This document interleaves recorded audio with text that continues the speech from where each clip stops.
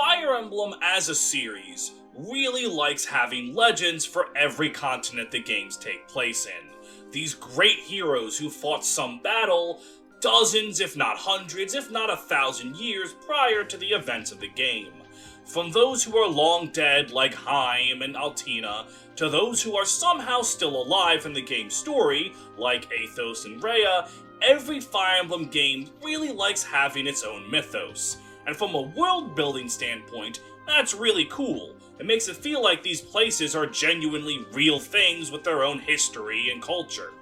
But from a storytelling standpoint, every legend usually plays a part in how the main characters respond to it, how they live up to it, and so on.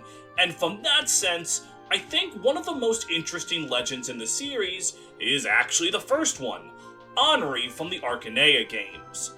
A man whose myth and legend is all about the fact that his myth and legend doesn't really exist. And I'm not talking some metaphorical Kingdom Hearts stuff. You know what, maybe it's just better if I explain from the start. There is no meme. This is just a threat. The super condensed Cliff Notes version of the legend of Anri goes that 70 years prior to the events of Fire Emblem 1, Medeus was an evil Earth Dragon who was trying to rampage the land. Anri was nothing more than a peasant, but after a chance meeting with the Princess of Arcanea, he decided to embark on a pilgrimage to obtain a legendary blade called the Falchion, a weapon that would alone be capable of taking down Medeus. He made a trek across perilous deserts, scorching volcanoes, the frozen tundra, and in the end, a divine dragon named Gateau gifted him with the Falchion, and with it, he went back and defeated Medeus, sealing him away and saving the world. As a reward for his great deeds, he was given territory and crowned the king of Altia. And though he never had a son, his brother Marcellus's bloodline would eventually produce Marth, and the story of Fire Emblem 1 would happen. Oh, and there was also some stuff about Anri not being able to marry the woman he loved because of reasons beyond his control. I'm sure that has nothing to do with Arcanea and is largely something about his backstory you can just skip. Anyways, what does that legend have to do with Marth? Well, the main thing that has to do with him is that Marth doesn't live up to it in any way, shape, or form. Anri made this grand pilgrimage on his own. He was strong enough to handle everything that was thrown at him. When Marth makes this very same pilgrimage during the events of Fire Emblem Mystery of the Emblem, he doesn't make it alone. He needs the help of his friends and loved ones to get through it. He can't handle all those fierce dragons, but through being willing to work with other people, Marth is able to conquer the path known as Anri's Way. Marth does not live up to the legend of Anri.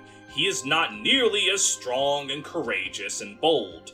But in the context of Fire Emblem's story, that's actually completely okay. Now, normally when a legend like Anri exists, the entire point is for the protagonist to surpass it. You have some kind of great backstory in your game or your show, and your main character is going to live up to that legend. But Marth makes a case that legends like Anri, these great men and women who single-handedly stop some great threat, don't actually exist. Every Fire Emblem game has its own theme that's at the center of its story, but what's a theme in every Fire Emblem game is the importance of cooperation. What one man can do on his own is not going to be better than what 2 men can do, what 3 men can do, 4, 10, 100, 1,000, and so on and so forth. This all started with Marth's tale. Marth is willing to work with anyone who is willing to work with him, from royalty to Joe Schmoes, who would have been on the sidelines in any other story. And that fact is what makes him a legend in his own right. Not the legend of Anri, the legend of Marth. Marth's story is saying that no man is an island dependent of other people. Behind every great man is a great woman, a great friend, a great mentor. Barst. These are the things that make someone who they are. Kaga's Fire Emblems especially really liked the idea that there is no such thing as a chosen hero. Marth, Alm, Celica, Sigurd, Seliph, Leaf, they're all just normal people who get wrapped into conflict against their will. They aren't some legendary heroes that can handle things, they need the help of the people around them. The idea that everyone needs to work together is something so greatly ingrained to the Fire Emblem series. In fact, you can see it all over, even down to character designs. There's a reason that some characters in Fire Emblem have your traditional JRPG designs where they look very vibrant, colorful, and pretty. Characters like, say, Erica or Claude. And conversely, this series also has a lot of characters that look like someone you could run into in a Walmart, like Braum or Ralph, and that's by design. This design philosophy all harkens back to what Anri and Marth's tales were trying to tell.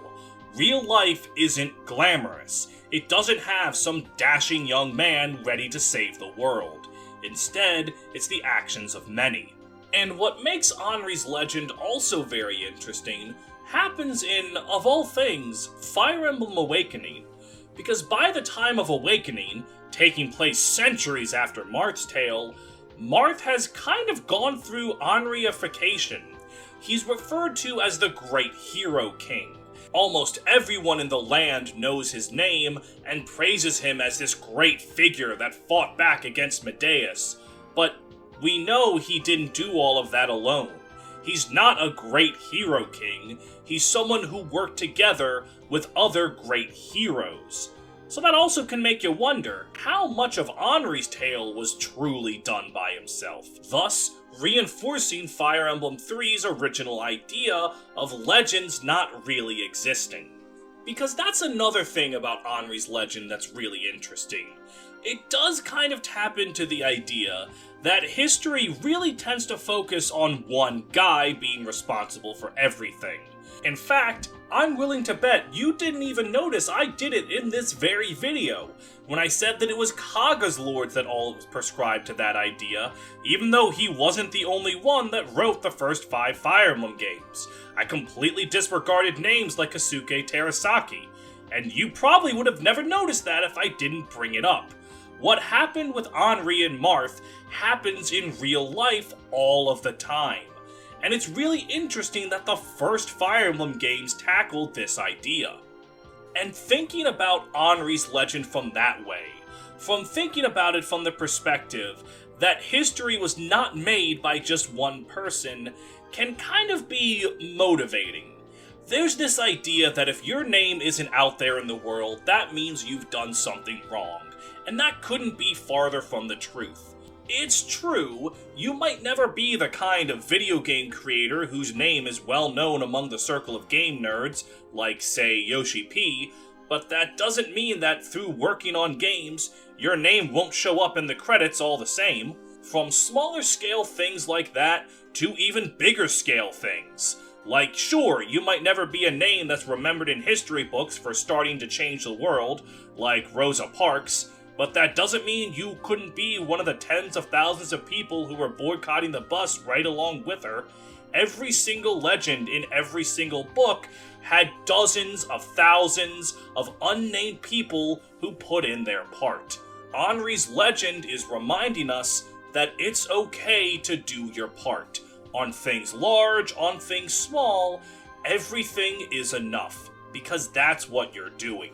And it's that fact that, in my opinion, makes him the coolest legend in Fire Emblem. Well, second coolest. Morva gets killed and then he becomes like this really cool looking zombie dragon. And while Anri has all that writing crap, Morva's a zombie dragon. That's hard as fuck. But Anri can be second best. And second best is fine.